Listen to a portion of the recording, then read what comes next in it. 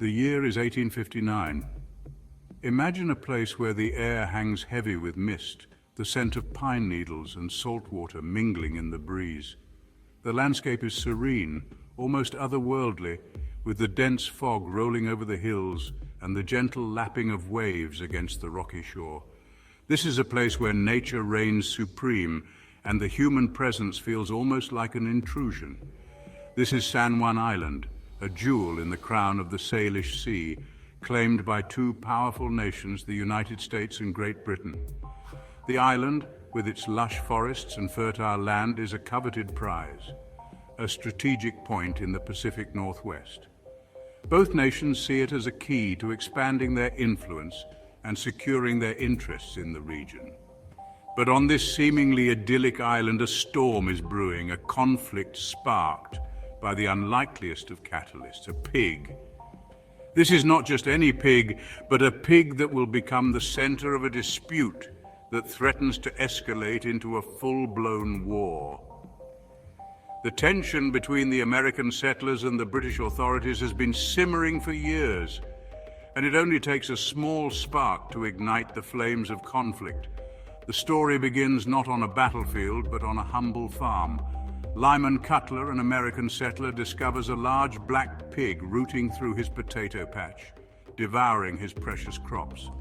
For Cutlar, these potatoes are not just food, they are a lifeline, a crucial part of his survival on this remote island. The sight of the pig destroying his hard work fills him with frustration and anger. Frustration boils over. Cutlar, a man of action rather than diplomacy, takes aim and fires a single fateful shot.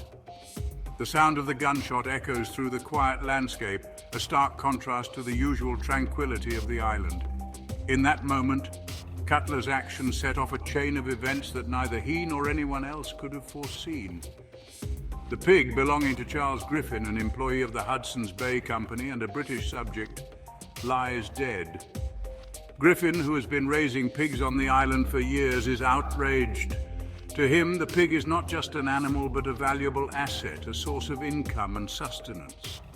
The loss of the pig is a personal affront, and Griffin demands justice. What might have been dismissed as a simple farming dispute quickly spirals into an international incident. The British authorities, already wary of the American presence on the island, see this as an act of aggression. They demand compensation and an apology, but the American settlers, feeling justified in their actions, refuse to back down. The killing of the pig, a seemingly insignificant event, becomes a flashpoint, igniting long-simmering tensions between the United States and Great Britain over the ownership of the San Juan Islands. Both sides begin to mobilize their forces, preparing for a potential conflict. The island, once a peaceful haven, is now on the brink of war. This is the story of the Pig War, a conflict as peculiar as its name suggests. It is a war without battles, a standoff where the only casualty is a pig. Yet it is a conflict that highlights the fragility of peace and the ease with which misunderstandings can escalate into serious confrontations. It is a tale of misunderstanding, of the dangers of unchecked national pride, and ultimately, of the power of diplomacy to avert disaster. The leaders of both nations realize that a war over a pig would be absurd, and they begin to seek a peaceful resolution. Through careful negotiation and a willingness to compromise, they manage to defuse the situation and prevent a war. It is a story that reminds us that even in the most serious of situations, a touch of absurdity can prevail. The Pig War stands as a testament to the power of reason and diplomacy, a reminder that even the most trivial events can have far-reaching consequences. It is a chapter in history that teaches us the importance of communication, understanding, and the ability to see beyond our immediate grievances to the larger picture. The gunshot that echoed through the stillness of that summer day on San Juan Island reverberated far beyond the shores of the Salish Sea. News of the pig's demise reached American and British authorities, fanning the flames of a long-standing border dispute. The Oregon Treaty of 1846, intended to settle the territorial claims of both nations, had left the ownership of the San Juan Islands ambiguous. Lyman Cutlar, initially unapologetic about dispatching the intrusive pig, found himself at the center of an international incident. British authorities demanded his arrest and extradition, threatening to settle the matter by force if necessary. American settlers, fearing British aggression, rallied around Cutlar, refusing to surrender their countrymen. The situation escalated rapidly. Military commanders on both sides, eager to assert their nation's claim to the islands, began deploying troops to San Juan. Within days, a small contingent of American soldiers under the command of Captain George Pickett, later to gain notoriety in the Civil War, faced off against a detachment of British Royal Marines. The stage was set for a confrontation that seemed both inevitable and utterly absurd. A single pig, its life extinguished in a fit of farmers' frustration, had become the unlikely catalyst for a potential war between two of the world's most powerful nations. As tensions rose, the once tranquil San Juan Island transformed into a powder keg. American and British warships patrolled the surrounding waters, their cannons trained on the island. Troops, armed and ready for battle, dug in, constructing fortifications and reinforcing their positions.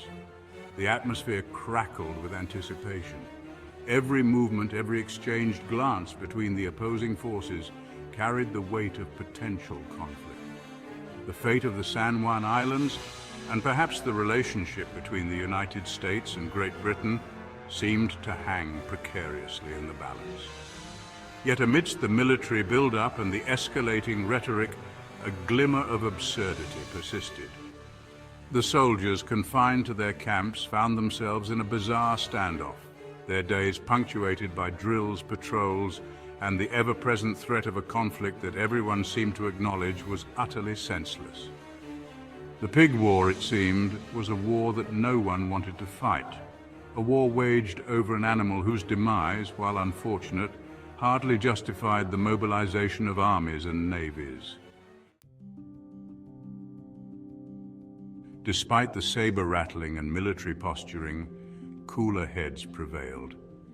News of the escalating situation on San Juan Island reached Washington, D.C. and London, where government officials on both sides of the Atlantic were aghast.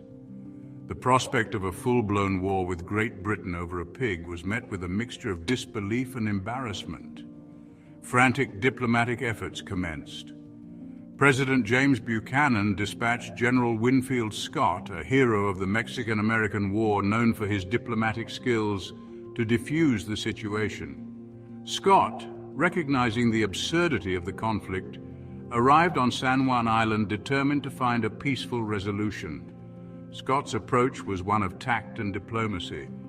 He met with British authorities, emphasizing the need for a peaceful resolution and downplaying the significance of the pig incident. He ordered his troops to exercise restraint, forbidding any provocative actions that might escalate the situation. The British, for their part, were equally eager to avoid a conflict. The Crimean War, a costly and bloody affair, was still fresh in their memories, and they had little appetite for another war, especially one sparked by a dispute over a pig on a remote island. As negotiations continued, a remarkable figure emerged as a voice of reason amidst the absurdity: Captain Geoffrey Hornby, commander of the British forces on San Juan Island. Hornby, a man of principle and diplomacy, recognized the futility of the situation and worked tirelessly behind the scenes to prevent bloodshed. Hornby and Scott developed a rapport, finding common ground in their shared desire to avoid war. They agreed to a joint military occupation of the island, with each nation maintaining a small force, while diplomats worked towards a permanent solution. This period of joint occupation, though tense at times, marked a turning point in the Pig War.